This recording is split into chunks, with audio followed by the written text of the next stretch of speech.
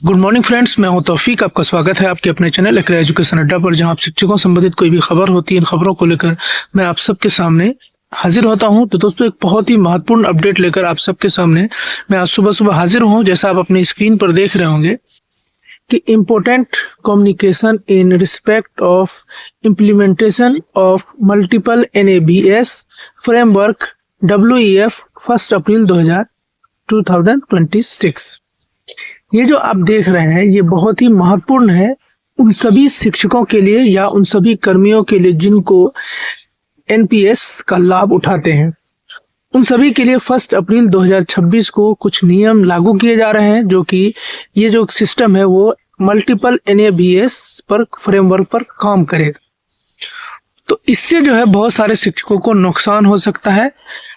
क्या नुकसान होगा, आइए हम लोग इस वीडियो के माध्यम से, अगर आप भी NPS के ये है तो आपको भी इस तरह का मैसेज लगातार आएगा या आया होगा, तो इसको एक बार आप जरूर नज़र दौड़ा लेंगे कि इसमें है क्या।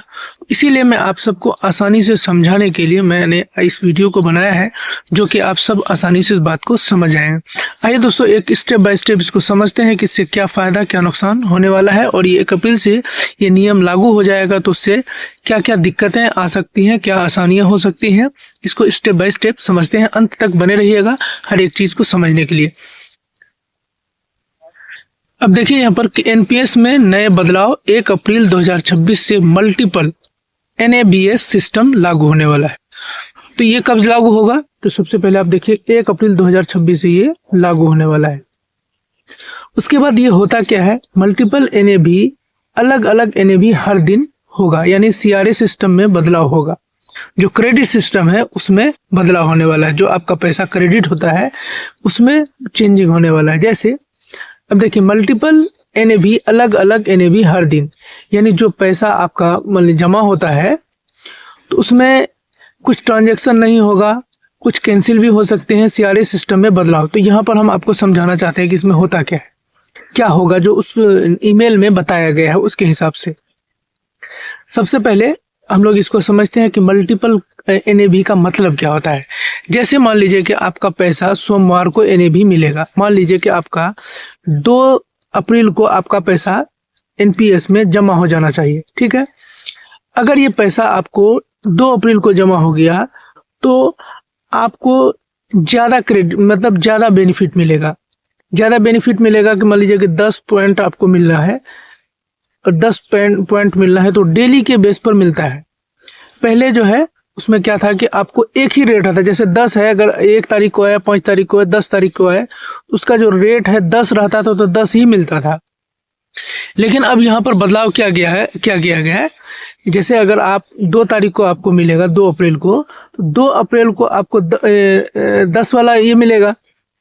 अगर यहीं पर आपको अगर ये मिला आपको 10 अप्रैल को, अगर ये पेमेंट आपका क्रेडिट हुआ 10 अप्रैल को, तो यहाँ पर आपको 11 पॉइंट मिलेगा, यानी आपको नुकसान होगा। यहाँ 10 मिलने में जितना नीचे जाएगा 8-9 जाएगा वो आपको फायदा करेगा, जितना ऊपर जाएगा उससे आपको नुकसान होगा। यानी यहाँ डे बाय डे जो NAB है वो मिलता है डेली। और अगर जैसे हम लोगों का अक्सर होता है, जो चाहे वो छठे चरण वाले शिक्षक हैं या जो भी हमारे पुराने शिक्षक हैं, जो लोग अभी NPS में आए विशिष्ट बने हैं, उन सभी को इसका नुकसान हो सकता है। कैसे नुकसान होगा, जैसे कि हम लोगों का अक्सर होता है कि 2 महीना 3 महीना का एक साथ जमा हो जाता है, एक बार हर महीना का नहीं आता है, कई बार ये होता है, आपने देखा ही होगा। अब क्या हो, जैसे 2 महीना 3 महीना पैसा जमा नहीं हुआ, तो ये जो 2 महीना 3 महीना जो आपको NAB है वो नहीं मिलेगा, यानी आपका जितना समय खाली रहेगा उसका आपको कोई लाभ नहीं मिलेगा। और जैसे ही जमा होगा उसके बाद मिलना शुरू हो जाएगा।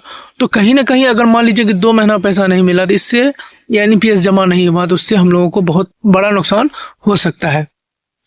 अब इसमें सिस्टम है कि कुछ जो ट्रांजैक्शन बंद हो सकते हैं, सिस्टम अपडेट होने के दौरान कुछ दिन आपका ट्रांजैक्शन बंद रहेगा। हो सकता है कि आपका जल्दी काम नहीं करे, किसी का ट्रांजैक्शन कैंसिल भी हो सकता है क्योंकि सिस्टम अपडेट हो रहा है। अब इसमें करें क्या करना चाहिए हम लोगों को, NPS के काम में परहेज से प्लान करें, पहले से प्लान कर लीजिए। जल्दी निवेश और निकासी पर ध्यान दीजिए। अगर किसी तरह की कोई दिक्कत होती है तो ये जो हेल्पलाइन नंबर दिया हुआ है, इस हेल्पलाइन नंबर पर कॉल करके हम लोग अपने जो प्रॉब्लम है उसको सॉल्व करा सकते हैं। तो ये जो है यही था इसका एनबीए जो नया सिस्टम आने वाला है, मल्टीपल एनएबी का मतलब और इसका सिस्टम। एक बार मैं फिर आपको समझा दूं कि जैसे आपका अब बोलेंगे कि ये सुधार कहाँ से होगा, कैसे करें।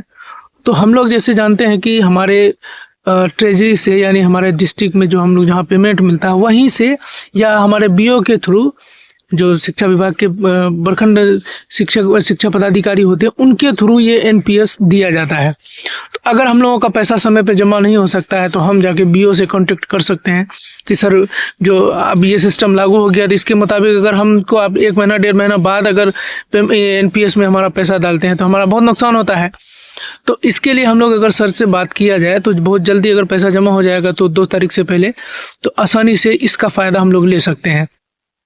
तो ये अब से जो नियम में बदलाव हुआ है ये कहीं ना कहीं शिक्षकों को अगर टाइम पे एनपीएस में पैसा जमा नहीं होता है तो उससे नुकसान हो सकता है। आगे जाके जब हम लोगों को पेंशन वगैरह मिलेगा उसमें काफ़ी प्रॉब्लम क्रिएट हो सकता है या कम से कम मिल सकता है। इसलिए हम लोग इस बात का ध्यान रखें, जो सिस्टम अपडेट होने वाला है उसमें बहुत सारी परेशानी आ सकती है। इसलिए एनपीएस को चेक करते रहना है कि हमारा एनपीएस जो है वो चल रहा है कि नहीं चल रहा है, इसमें कहीं कोई दिक्कत तो नहीं आ गई।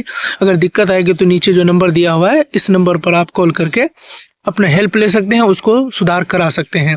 तो मुझे लगा कि हम सभी शिक्षकों के लिए बहुत ही महत्वपूर्ण है, इसलिए मुझे लगा कि आप सबके लिए वीडियो लेकर आना चाहिए। अगर ये आपको वीडियो अच्छा लगा हो तो लाइक और शेयर जरूर करें, ज़्यादा से ज़्यादा लोगों तक पहुँचाएं, क्योंकि बहुत सारे लोगों की इसकी जानकारी नहीं रहती। ईमेल आता है उसको ऐसे ही छोड़ देते हैं, उससे कोई मतलब नहीं रहता है। मेरे पुराने शिक्षक या जो भी नए शिक्षक हैं जो इसके बारे में उतना ध्यान नहीं रखते हैं उन तक ये बात जरूर पहुंचाएं, क्योंकि वो सबको ध्यान रखना हमारे लिए बहुत ही ज़रूरी है। चलिए मिलते हैं अगले वीडियो में किसी नए वीडियो के साथ। बहुत बहुत धन्यवाद।